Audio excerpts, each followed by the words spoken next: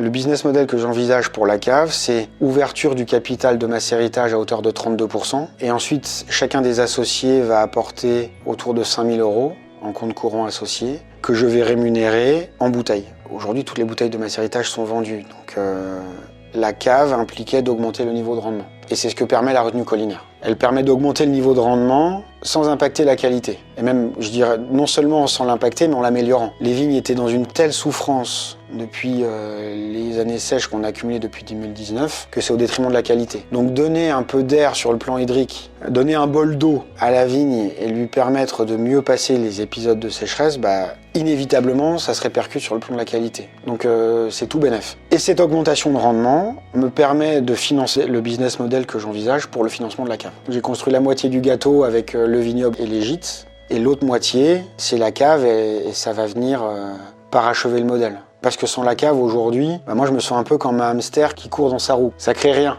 C'est ni mauvais ni bon, le hamster il court. Bon, il garde la santé, hein. Travailler c'est la santé. Il se maintient en forme, mais il produit rien. Et le modèle dans lequel je suis aujourd'hui sans un outil cave, c'est celui-là, quoi. C'est-à-dire que je cours beaucoup, je me fatigue, des fois je sors de la roue parce que j'en peux plus, je récupère et j'y retourne, mais le développement du domaine est limité. Donc aujourd'hui, je paye Jennifer qui travaille avec moi, je me rémunère à la marge, mais je ne peux pas tirer une vraie rémunération de mon travail à la fois sur les 7 pierres et sur Macéritage. C'est l'intérêt des 7 pierres, c'est que ce que je produis pas, je l'achète du coup. Mais ce que j'achète, c'est au détriment du résultat.